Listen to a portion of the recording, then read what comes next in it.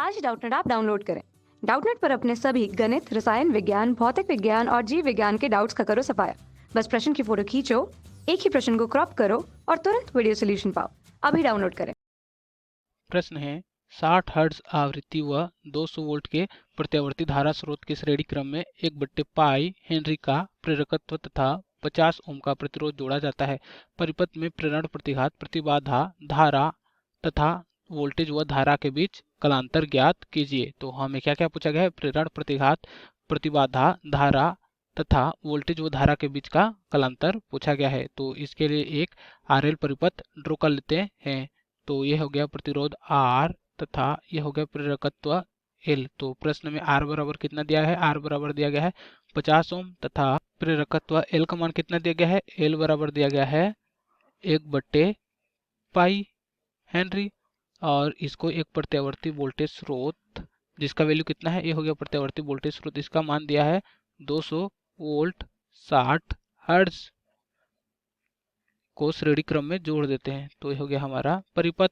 मान लिया जाए किसी क्षण इस परिपथ में धारा I प्रवाहित होती है। तो हमें क्या क्या निकालना है? धारा का मान निकालना है, प्रेरण प्रतिघात, प्रतिबाधा तथा वोल्टेज व धारा के बीच का कलांतर ज्ञात करना है। तो हम जानते हैं कि प्रेरण प्रतिघात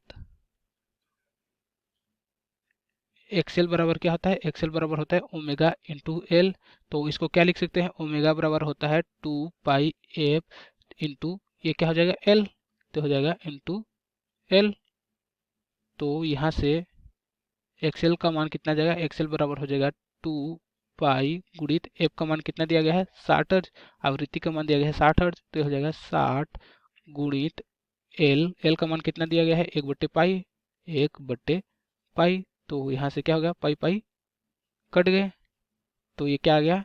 एक्सएल का मान आ गया 120 ओम। तो ये हो गया एक्सएल का मान कितना है? एक्सएल बराबर हो गया 120 ओम। तो ये आ गया प्रेरण प्रतिघात का मान कितना आया? एक्सएल बराबर 120 ओम। तथा प्रश्न में और क्या पूछा गया है? प्रश्न में पूछा गया है प्रतिबाधा। तो हम जानते हैं कि आरएल परिपथ के लिए प्रतिबाधा क्या होती है? आरएल परिपथ के लिए प्रतिबाधा Z बराबर होता है √R का स्क्वायर प्लस एक्सएल का स्क्वायर। तो यहाँ से Z बराबर क्या हो जाएगा? Z बराबर प्रश्न में R का मान कितना दिया गया है? R का मान दिया गया है 50 ओम।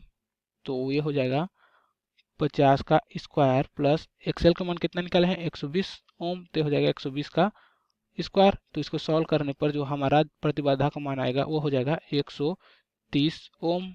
तो ये आ गया हमारा प्रतिबाधा Z बराबर 130 ओम। तो ये हो गया Z बराबर 130। तो प्रश्न में और क्या पूछा गया है? प्रश्न में पूछा गया है धारा तथा वोल्टेज व धारा के बीच में कलांतर। तो हम जानते हैं कि प्रत्यावर्ती परिपथ के लिए जो हमारा धारा का फॉर्मूला होता है क्या होता है? IRMS बराबर होता है VRMS बट्टे क्या होता है? Z। तो प्रश्न में VRMS का मान कितना दिया गया है? प्रश्न में VRMS बराबर दिया गया है कितना दिया गया है? 200 वोल्ट। तो ये हो जाएगा VRMS का मान 200 तथा Z का मान कितना निकाले हैं? Z का मान निकाले हैं 130। तो यहाँ से धारा IRMS बराबर हो जाएगा 200 बट्टे 130। तो इसको सॉल्व करने पर जो हमारा वैल्यू आएगा IRMS वो हो जाएगा IRMS बराबर 1.538 एम्पियर। तो ये आ गया हमारा धारा का मान कितना आया? 1.538। तथा प्रश्न में और क्या पूछा गया था? प्रश्न में पूछा गया था वोल्टेज व धारा के बीच कलांतर। तो हम जानते हैं कि शक्ति गुणांक क्या? शक्ति गुणांक cos फाई बराबर क्या होता है? शक्ति गुणांक cos फाई बराबर होता है R/Z। तो यहाँ से कलांतर फाई बराबर क्या हो जाएगा? फाई बराबर हो जाएगा cos इनवर्स R/Z। यहाँ फाई क्या है? कलांतर होता है। तो यहाँ से कलांतर फाई बराबर हो जाएगा cos इनवर्स आर का मान कितना दिया गया था प्रश्न में 50 ओम तथा जेड का मान कितना निकाले हैं जेड का मान निकाले हैं 130 ओम तो ये हो जाएगा 50/130। तो इसको सॉल्व करने पर जो हमारा कलांतर फाई का मान आएगा वो हो जाएगा 67.38। तो ये आ गया हमारा कलांतर का मान। तो ये हो गया हमारा आंसर। कक्षा 6ठी से 12वीं से लेकर नीट, आईआईटी, जेई वो एडवांस के लेवल तक 1 करोड़ से ज्यादा छात्रों का भरोसा। आज ही डाउनलोड करें डाउटनेट ऐप या व्हाट्सएप करें अपने सारे डाउट्स 8400 400 400 पर।